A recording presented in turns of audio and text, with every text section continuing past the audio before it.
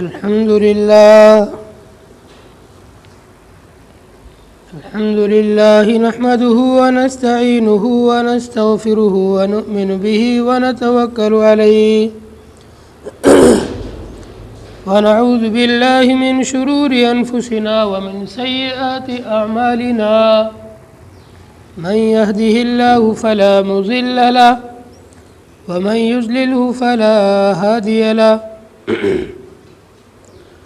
ونشهد أن لا إله إلا الله وحده لا شريك له ونشهد أن سيدنا ومولانا محمد صلى الله تعالى عليه وسلم وعلى آله وصحبه أجمعين أما بعد قال الله تبارك وتعالى في كتابه المجيد أعوذ بالله من الشيطان الرجيم بسم الله الرحمن الرحيم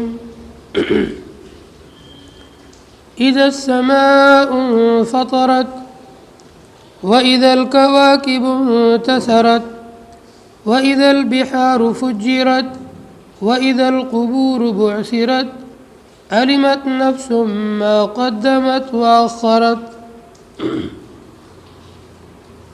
وقال النبي صلى الله عليه وسلم إنما الأعمال بالنيات وإنما لامرئ ما نوى أو كما قال عليه الصلاة والسلام رب اشرح لي صدري ويسر لي أمري واحلل عقدة من لساني يفقه قولي واجعله وزيرا من أهلي. ایک مرتبہ پیار و محبت کے ساتھ درود شریف پڑھ لیں. اللهم صل على سيدنا وشفيعنا وسندنا ومولانا محمد وبارك وسلم كما تحب وترضى عدد ما تحب وترضى.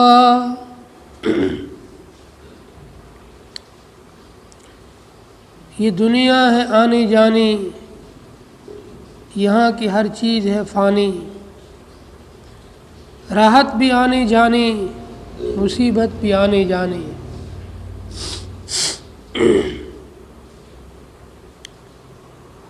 زندگی بابندگی تابندگی، زندگی بے بندگی شرمندگی. قرآن کریم کی چند آیات پڑھی گئی ہے. ان آیات کے اندر قیامت کا ذکر ہے، قیامت کا تذکرہ ہے. قیامت ایک ایسی حقیقت ہے جسے تمام کے تمام اہل کتاب مانتے ہیں. صرف مسلمان ہی نہیں، مسلمانوں کے علاوہ بھی جو اہل کتاب ہے، یہود نصارہ، یہ بھی مانتے ہیں قیامت کو، کہ ایک دن قیامت قائم ہوگی. اور اللہ پاک نے جب قرآن کریم کو نازل کرنا شروع کیا تو احکامات کا ذکر بعد میں لائے ہیں. احکامات تو مدنی زندگی میں نازل ہوئے ہیں. سورہ بقرہ ہے، سورہ نساء ہے، جن میں احکامات ہے. نماز کا حکم ہے، روزے کا حکم ہے، زکوٰۃ کا حکم ہے، اور بھی آپس کے حقوق ہے، مردوں کے حقوق، عورتوں کے حقوق، وراثت کے مسائل، طلاق کے مسائل، نکاح کے مسائل. یہ سب کے سب مسائل احکامات مدنی زندگی میں نازل ہوئے ہیں. مکی زندگی میں اور مکی دور کے اندر جو صورتیں نازل ہوئی ہے ان میں اللہ تعالیٰ نے ایمان کا ذکر کیا، رسالت کا ذکر کیا اور قیامت کا ذکر کیا کہ اللہ کو ایک مانو، محمد کو رسول مانو، اور قیامت برحق چیز ہے، اس قیامت پر ایمان لاؤ. ایک مرتبہ حضرت ابوبکر صدیق رضی اللہ تعالیٰ عنہ نے نبی علیہ الصلوۃ والسلام کی داڑھی مبارک میں کچھ بالوں کو سفید دیکھا، فرمایا یا رسول اللہ آپ کی داڑھی کے اندر سفیدی آنا شروع ہو گئی ہے، کیا بات ہے؟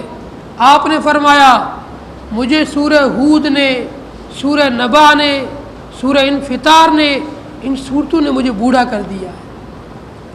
ان صورتوں کے اندر قیامت کا ذکر ہے، سورہ ہود، سورہ نبا، سورہ انفطار، یہ سب قیامت کا منظر بتلاتی ہے کہ قیامت کتنی ہولناک چیز ہوگی اور قیامت کا کیسا خطرناک دھماکہ ہوگا۔ اسی لیے اللہ تعالیٰ نے ایمان والے کو بار بار قیامت کو یاد دلایا۔ اگر ہم لوگ عربی سمجھنے والے ہوتے اور ہمیں قرآن سمجھ میں آتا تو قرآن کریم کی جو سورہ فاتحہ ہے، جسے ہم نماز کی ہر رکعت میں پڑھتے ہیں، اس سورہ فاتحہ کے اندر اللہ نے قیامت کا ذکر کیا، فرمایا مالک یوم الدین، قیامت کا ذکر ہے اس میں، روز جزا کا مالک، مالک یوم الدین۔ یوم بولتے عربی میں دن کو اور دین بولتے بدلے کو، بدلے کے دن کا مالک۔ بدلے کا دن کون سا ہے؟ قیامت کا دن ہے۔ دنیا تو دار العمل ہے، قیامت کا دن یہ بدلے کا دن ہے۔ وہاں پر جیسا آپ نے دنیا میں رہتے ہوئے عمل کیا ہے اس کا بدلہ آپ کو وہاں پر قیامت کے دن ملنا ہے۔ اس لیے اللہ نے بار بار قیامت کا ذکر کیا تاکہ لوگ دنیا میں رہتے ہوئے قیامت کو یاد رکھیں، قیامت کے دن کی تیاری کریں، قیامت کے دن کی فکر کریں۔ بالکل اس سے غافل ہو کر کے، بے فکرے ہو کر کے اگر زندگی گزاریں گے تو قیامت کا مسئلہ بہت بھاری مسئلہ ہے۔ کیسا عجیب منظر ہے۔ فرمایا اذا السماء انفطرت، اذا السماء انفطرت، جب آسمان پھٹ پڑے گا، وَإِذَا الْكَوَاكِبُ انتَثَرَتْ، ستارے سب جھڑ جائیں گے۔ ابھی تو آسمان میں ستارے لگے ہوئے ہیں، لیکن جب قیامت برپا ہوگی سب ستارے جھڑ کے غائب ہو جائیں گے، نام و نشان مٹ جائے گا۔ وَإِذَا الْبِحَارُ فُجِّرَتْ، سب کے سب دریا ابل پڑیں گے، ختم ہو جائیں گے۔ وَإِذَا الْقُبُورُ بُعْثِرَتْ، سب کے سب قبروں کو اکھیڑ دیا جائے گا، مردوں کو اس کے اندر سے اٹھایا جائے گا۔ عَلِمَتْ نَفْسٌ مَا قَدَّمَتْ وَأَخَّرَتْ، ہر جاندار جان لے گا اس نے کیا آگے بھیجا ہے اور کیا یہاں پر ختم کیا اور پیچھے چھوڑا ہے۔ انسان نے جو کچھ بھی کیا ہے سب کچھ قیامت میں اس کے سامنے ہوگا۔ اللہ پاک نے ہر انسان کو پیدا کرنے کے بعد اس کے کاندھوں کے اوپر فرشتے بٹھا رکھے ہیں، دائیں کاندھے پر بیٹھا ہوا نیکی لکھنے والا اور بائیں کاندھے پر بیٹھا ہوا ہے برائی لکھنے والا۔ زندگی کی ہر حرکت، زندگی کے ہر قدم، زندگی کے ہر بول، زندگی کا ہر کام ریکارڈ کیا جا رہا ہے۔ بہت سی جگہ لکھا رکھتا ہے آپ کیمرے کی نظر میں ہو۔ دکانوں میں جاتے ہیں جب ہائی فائی دکانوں میں، تو جیسے ہی انٹر ہوتے ہیں دکان کے اندر سامنے لکھا رہتا ہے آپ کیمرے کی نظر میں ہو، تو آدمی چوکنا ہو جاتا ہے۔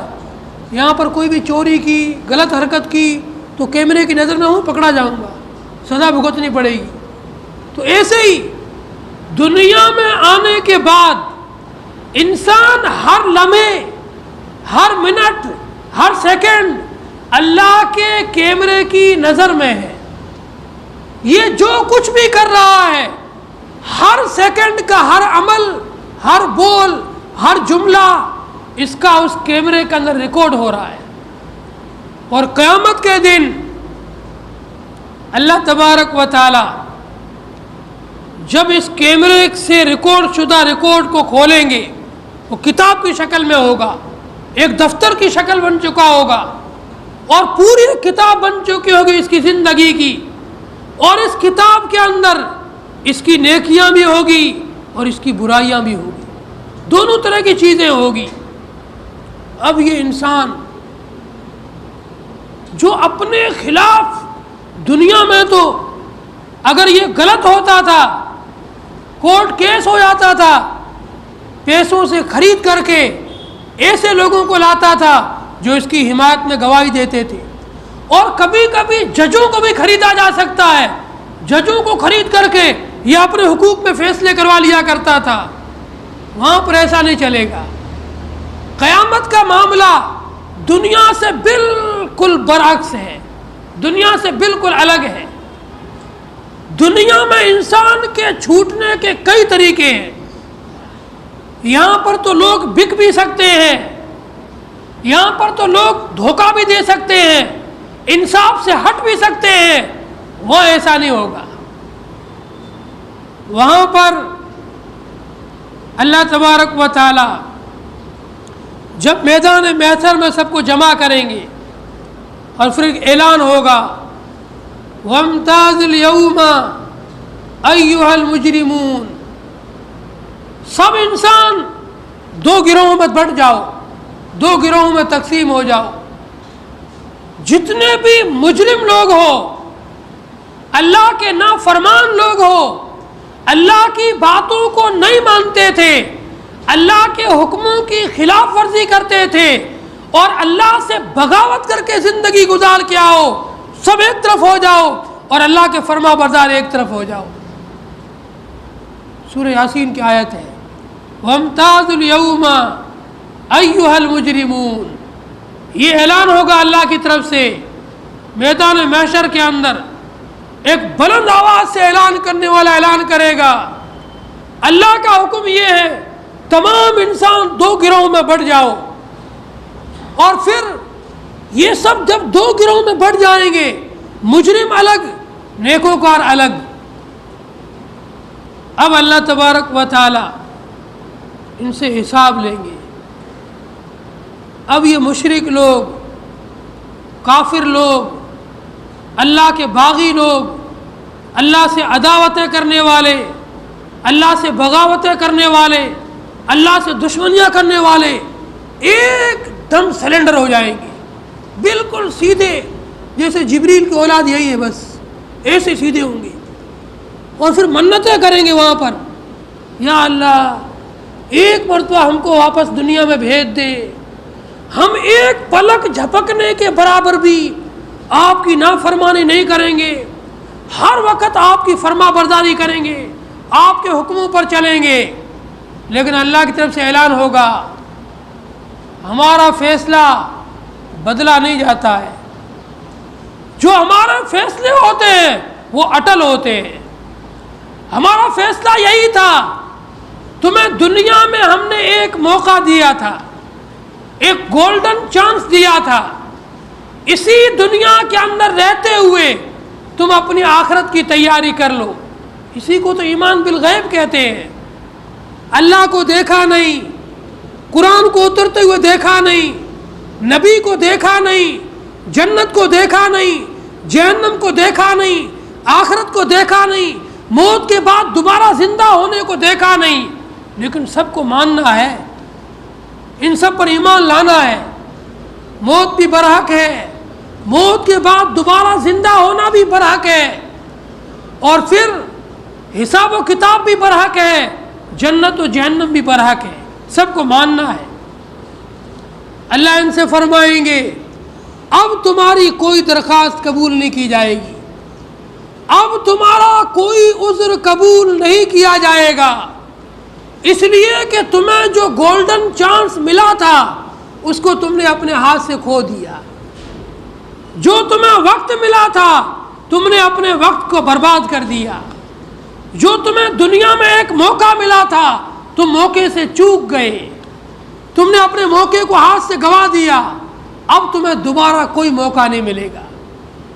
اب چپ چاپ جو تم نے دنیا میں عمل کیے ہیں ان کی سزا تمہیں بھگتنی ہے، تم چاہے چاہو یا نہ چاہو تمہیں اس کی سزا بھگتنی پڑے گی۔ یہ قیامت ہے بھائی، قیامت کا منظر ہے۔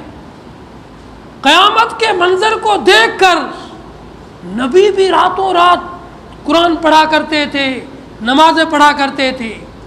اور صحابہ کے بارے میں آتا ہے، صحابہ کرام قیامت کی یاد میں، آخرت کی یاد میں، عشاء کی نماز پڑھنے کے بعد میں 2 رکعت کی نیت باندھتے، اور کسی جب قرآن میں آخرت کا ذکر آتا، جنت و جہنم کا ذکر آتا، تذکرہ آتا، بس اسی ایک آیت کو پڑھتے رہتے یہاں تک کہ بلال جو نبی کی مسجد کے مؤذن تھے یہ فجر کی اذان دیتے تو صحابہ کو پتہ چلتا ہے پوری رات گزر چکی ہے۔ ایسے انہیں آخرت کی فکر تھی، ہم لوگ آخرت کو بھول ہی گئے۔ اب دیکھو ایک حدیث سنو، کتنی پیاری حدیث ہے۔ نبی علیہ الصلوۃ والسلام بیٹھے ہوئے ہیں، حضرت عائشہ رضی اللہ تعالیٰ عنہ سے مروی ہے، ان عائشہ رضی اللہ تعالیٰ عنہ انہا ذکرت النار و بکت۔ ایک مرتبہ سیدہ طاہرہ طیبہ نبی کی زوجہ مبارکہ اور سب سے نبی کی چہیتی اور پیاری بیوی حضرت عائشہ رضی اللہ تعالی عنہا آپ کے پاس بیٹھی ہوئی تھی اور رونے لگی۔ آپ نے پوچھا لما تبکی کی یا عائشہ، اے عائشہ کیوں رو رہی ہو، کس چیز نے آپ کو رلایا؟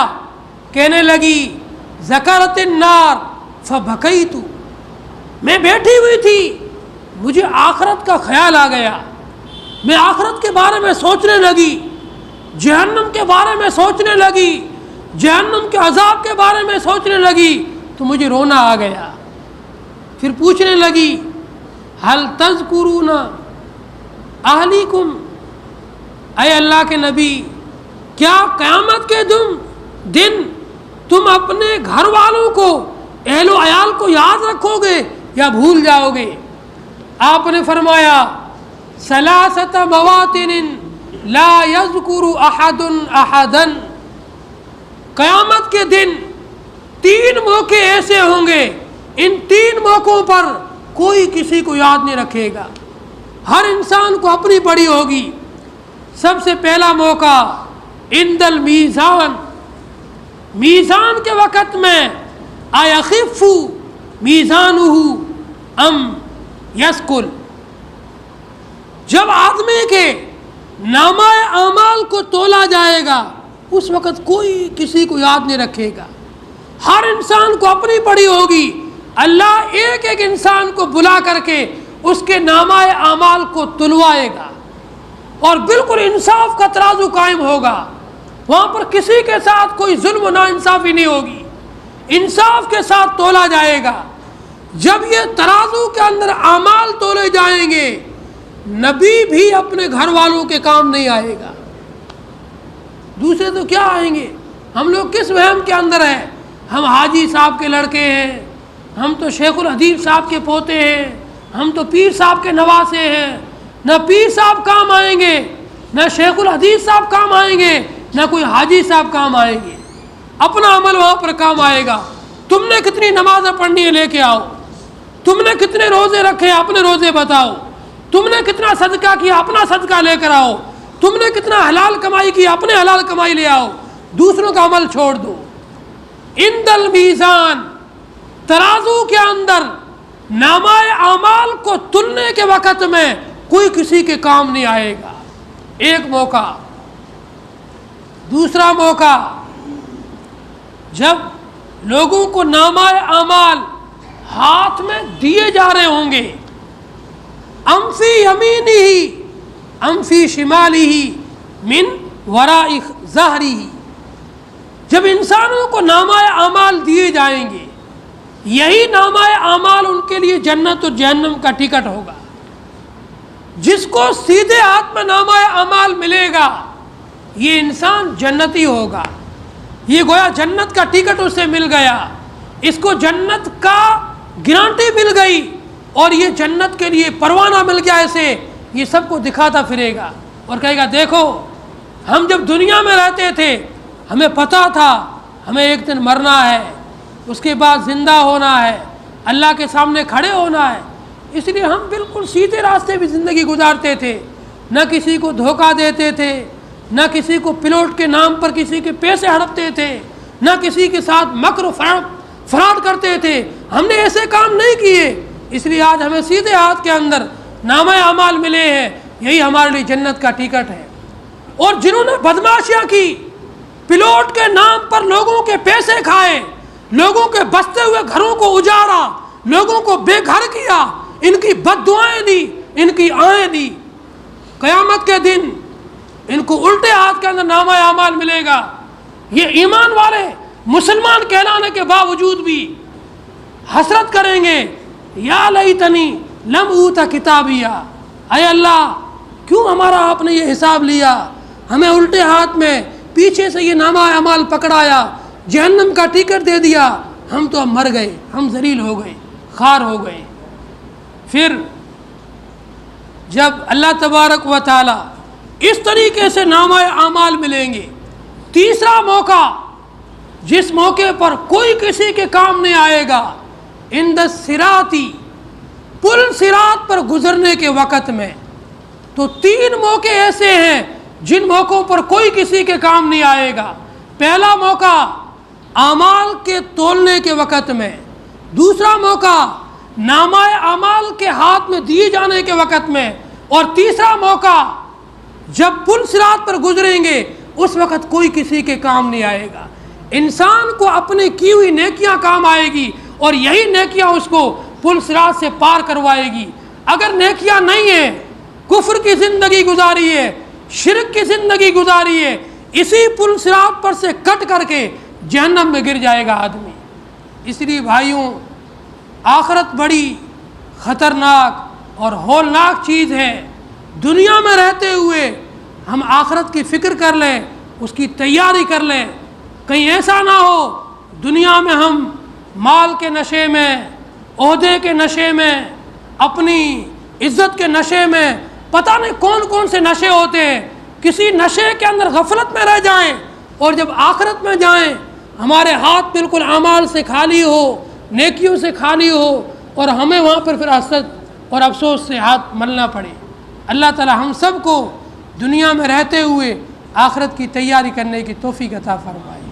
جن لوگوں کی سنت باقی ہو سنت پڑھ لو۔